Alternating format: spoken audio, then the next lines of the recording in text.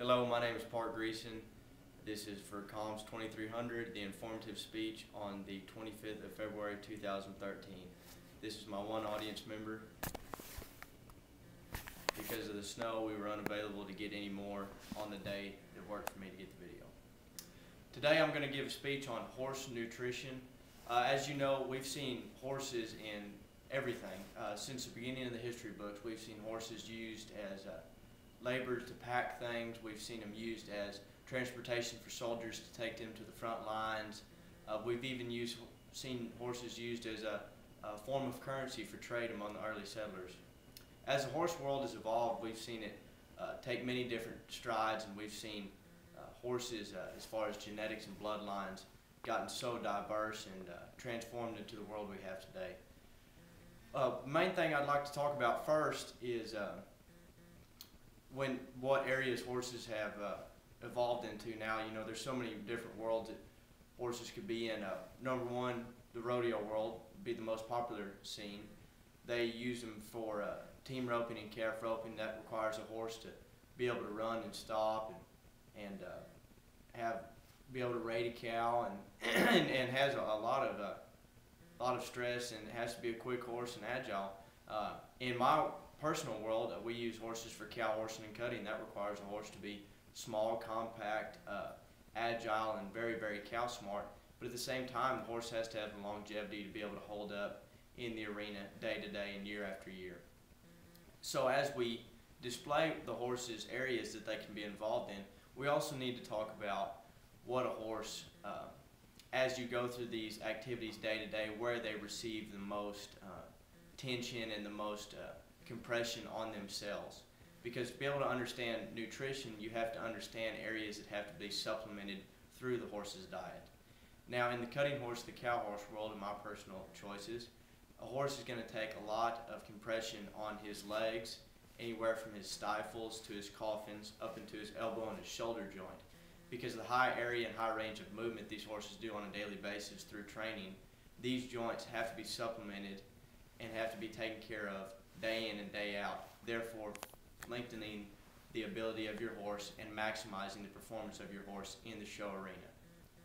When we talk about these areas, we begin to start to see the feeds and feed stuff that our horses need so that their maximum potential can be reached every day. As we talk about different feeds, we'll see that there's several different types of feeds out there for your horse. As it says in the Oklahoma State University website, Dr. Klein says a horse is supposed to receive 10% of roughage in its body weight every day. Now, when we talk about roughage, we've known horses, they're raised on grass, raised on prairie, always have been naturally. Well, most horses nowadays are raised in a stall or a controlled environment.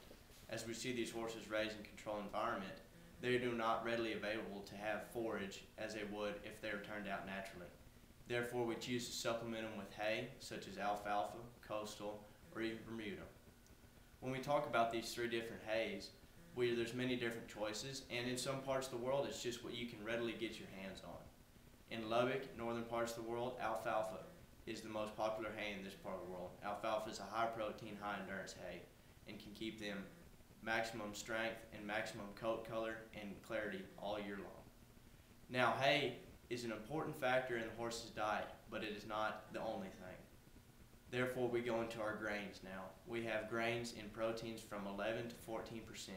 When we talk about the percent of protein, we talk about the amount of protein your horse is receiving per every feeding of this grain.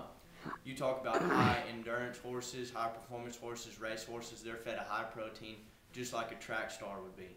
They need to be on a high protein, high endurance diet, therefore they have longevity throughout their whole sport and are able to carry their career day in and day out. As we talk about talk about cutting horses or cow horses, we see those horses have to run and stop and move with the cow in ways that don't seem natural. Therefore, these horses need to be supplemented with something that betters their joints, that helps keep lubrication throughout their whole system, therefore longing the life of the horse's ability to perform outstandingly in the arena. High feed strategy, it is a 12% feed. It's a pellet about that size, real easy for the horse to consume, very easy to pack, travel, and feed. And it's helped me with my horses to be able to stay performing to their utmost ability all year long in the show pen. As I conclude my speech today, we know that there are many areas that horses are used in. And as we become involved in the horse industry or are already involved, we need to become familiar with what area we choose to be involved in, therefore how that sport affects our horse, and concluding how we can provide our horse with the potential nutrients it needs on a day-to-day basis to perform at its maximum potential. Just like anything else, as Kentucky State says, our horses are only as good as the diet they get. If we prepare our horses better in the stall through feedings, our horses will give us better outcomes in the end in the show arena. Therefore, knowing the right diet, becoming educated with your horse and his ability will give you the utmost and best outcome at the end of the day, therefore giving you and your equine unit the best performance you can receive day in and day out. Thank you.